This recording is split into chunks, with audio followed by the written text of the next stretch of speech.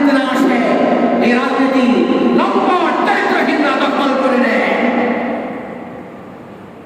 তখন মানুষ বলে রাজনীতি খারাপ, বলে না? আরে ভাই, কাজ করলেন খারাপ কাজ, ভালো সার্ভিস পাবেন কোথায়?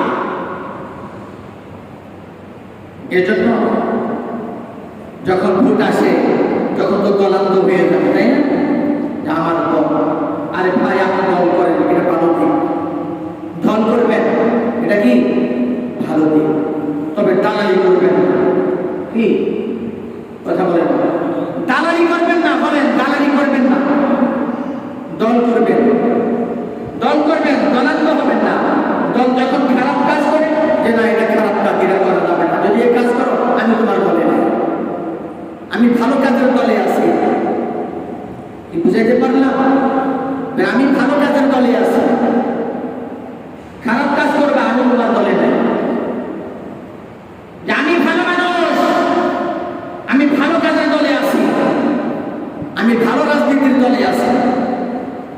যদি আপনি বলেন আপনি খারাপ মানুষ, তাহলে আপনি খারাপ দলে থাকবেন, আপনার কর্ম খারাপ হবে, কিলকুটা খেলে আপনি খাবেন। বুঝেন না? ওই যে বিচারপতি শামসুদ্দিন মানিক, মানিককে গলায় গামছা নিয়ে টান দিয়ে ধরে, মানিককে, তার মানে কি কাম খারাপ করেছে, খারাপ রাজার রেজাল্ট তাকে পেতেই হবে। রব্বুল আলামিন বলেন আল্লাযীনা ইন মাক্কানাহুম ফিল আরদ আকামুস সালাহ ওয়া আতামুস যাকাহ ওয়া আমারু বিল মা'রুফ ওয়া নাহাউ আনিল মুনকার। সমাজ এবং রাষ্ট্রে যদি তোমরা দায়িত্ব পেয়ে যাও, তাহলে তোমাদের কাজ হলো চারটা। কয়টা? চারটা কাজ। যারা বিভিন্ন কাজে দায়িত্বে আছেন জেনে নেবেন, আপনি আপনার সেক্টরে এই চারটা কাজ করবেন, মিনিমাম এই চারটা কাজ। তবে কোরআনুল কারীমে এই চারটা কাজ যদিও এককভাবে চারটার কথা বলেছেন, এই চারটার সাথে আরো চারটা সম্পৃক্ত, আরো চারটা সম্পৃক্ত। আকামুস সালাহ, আমরা নামাজ কায়েম করব। এই কথার অর্থ দুই ধরনের। কয় ধরনের?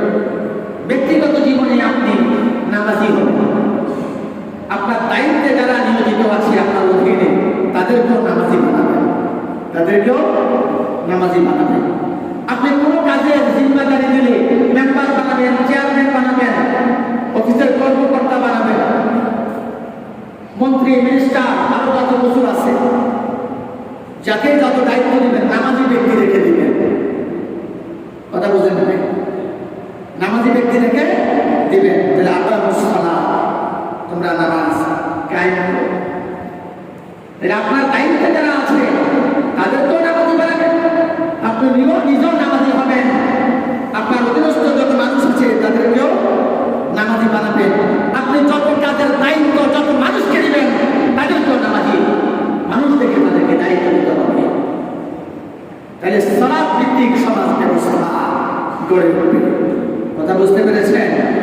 সালাত ভিত্তিক সমাজ ব্যবস্থা যদি এই একটা প্রেসক্রিপশনের দায়িত্ব যদি পালন করতে পারে, রব্বুল আলামিন বলেন ইন্নাস সালাতা তানহা আনিল ফাহশাই ওয়াল মুনকার।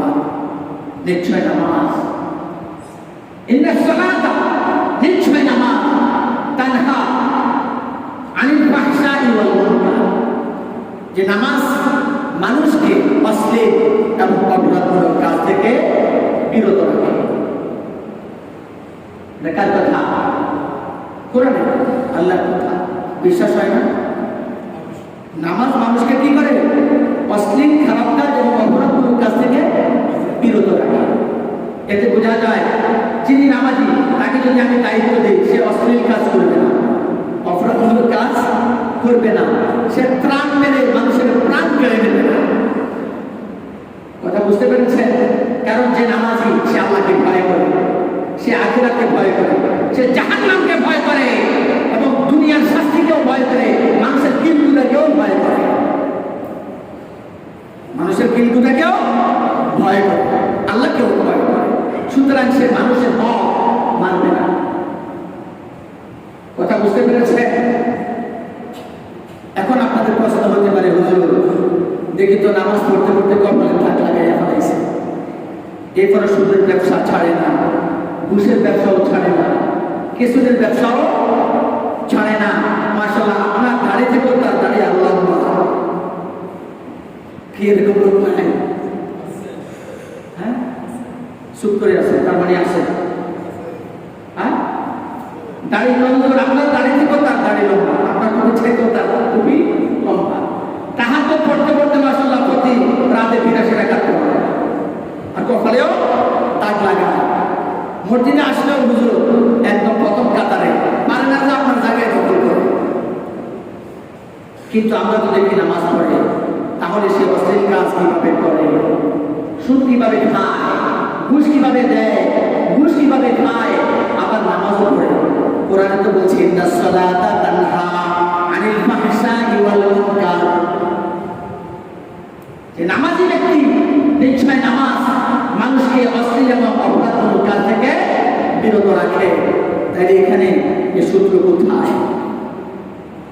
এতে প্রমাণ করে যে ব্যক্তি সত্যিকার অর্থে নামাজ পড়ে না, সত্যিকার অর্থে নামাজ পড়ে না। সে ভোটের রাজনীতি করে, অথবা মানুষকে আইওয়াশ করার জন্য, ধোঁকা দেওয়ার জন্য মসজিদের প্রথম কাতারে সামিল হয়, আর তাহাজ্জুদের ভুল আওড়ায়। সে ধোঁকাবাজ 100%।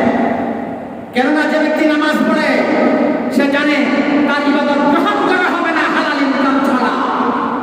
সুতরাং যে ব্যক্তি নামাজ পড়বে সে হারাম খাবে না, যে ব্যক্তি নামাজ পড়বে সে সুদ দিবে না, যে ব্যক্তি নামাজ পড়বে সে ঘুষ দিবে না, যে ব্যক্তি নামাজ পড়বে সে ঘুষ খাবে না, যে ব্যক্তি নামাজ পড়বে সে দুর্নীতি করবে না, যে ব্যক্তি নামাজ পড়বে সে অন্যের হক মেরে দিতে পারে না।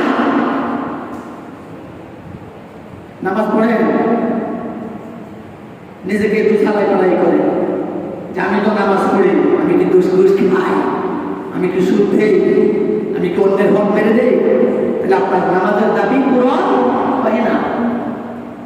আপনি মা বাবার ঘরে জন্ম নিয়েছেন, তা ঠিক আছে, আপনার মা বাবাও স্বীকার করে আপনি তাদের সন্তান, কিন্তু আপনি ওই মা বাবার সেবা করেন না, যত্ন করেন না, আপনি ওই মা বাবার অবাধ্য সন্তান। আপনি আল্লাহর বান্দা এটা মানেন, কিন্তু আল্লাহর হুকুম মানে না, আপনি আল্লাহর অবাধ্য বান্দা। সুতরাং আপনার নামাজ আপনাকে সুদ থেকে বিরত রাখবে না, আপনার নামাজ আপনাকে অন্যায় অপরাধ থেকে বিরত রাখবে না। আপনি আইওয়াশ করতে আসেন, যদি একটা প্রেসক্রিপশন বাস্তবায়ন করতে পারেন, আমি নামাজি, আমি কেন নামাজ পড়ি,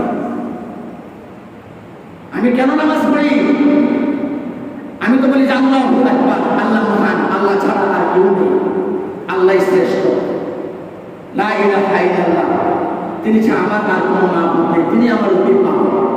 তাহলে আমি আমার রবের হুকুম পালন করবো না নিজের মনের গোলামি করব? প্রিয় ভাইরা, সুতরাং নামাজ পড়েন, আমাদের দাবি কি মানে?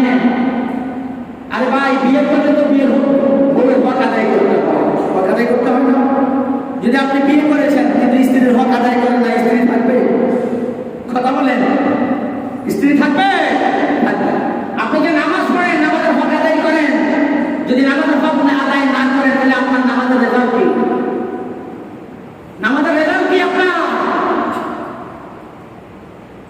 নামাজ এত কষ্ট করে নামাজ পড়ে, তাহলে এই কথা আবার বলবেন না, নামাজ তো পড়ে, আমি তো মানতে পারি না, তুমি নামাজ ছেড়ে দিন, এটা বলা যাবে? মূর্খতা বশবর্তী হয়ে, অজ্ঞতার বশবর্তী আমাদের কিছু লোক বলে তো মুসলমানদের চাইতে খ্রিস্টান ভালো, হিন্দুরা ভালো, বৌদ্ধরা ভালো, বেঈমানরা আরো ভালো। ইউরোপ কান্ট্রিতে যান, সেখানে মানুষ মানুষের ক্ষতি করে, এরা আমাদের চাইতে ভালো। এই কথাটা বলা যাবে না, এই কথাটা বলা যাবে না। আপনার ইমান আছে, আপনি নামাজ পড়তে পড়তে একসময় আল্লাহ তাআলা আপনার বুঝ তৈরি করে দিতে পারে, আপনি অশ্লীল অপরাধ কাজ ছেড়ে দিবেন, আশা করা যায় আপনি জান্নাতের বাসিন্দা হিসাবে পরকালের বাসিন্দা হবেন, এটা আশা করা যায়। কিন্তু একজন মানুষ ব্যক্তিগত জীবনে যতই ভালো হোক, তার যদি ইমান না থাকে সে তো জাহান্নামী। আপনি একজন জাহান্নামীর সাথে কিভাবে একজন মুসলমানের তুলনা করেন? যার ইমান আছে, যে স্বীকার করে আমার ধর্ম ইসলাম, আমি ইমানদার, সে যতই বেনামাজি হোক, একজন কুফরি শক্তির সাথে, মুশরিকের সাথে, কাফেরের সাথে তার তুলনা চলে না। কিন্তু আপনার নামাজের রেজাল্টটা কি সেটা দেখার বিষয়, আপনার কর্মফলটা কি সেটা বিবেচনার বিষয়। কাজ দিয়েছেন কয়টা? 4টা। 1 নম্বর সালাত ভিত্তিক সমাজ ব্যবস্থা, এই বিষয়ে আমি বেশি কথা বলবো। আরো 3টা পয়েন্ট বাকি আছে, ইনশাআল্লাহ আপনারা যদি দেরিতে আসেন, দেরিতে শুরু করার আগে সময় বাকি 3 পয়েন্ট বলার চেষ্টা করবো। ওয়া আখির দাওয়ানা আলহামদুলিল্লাহি রাব্বিল আলামিন। আসসালামু আলাইকুম।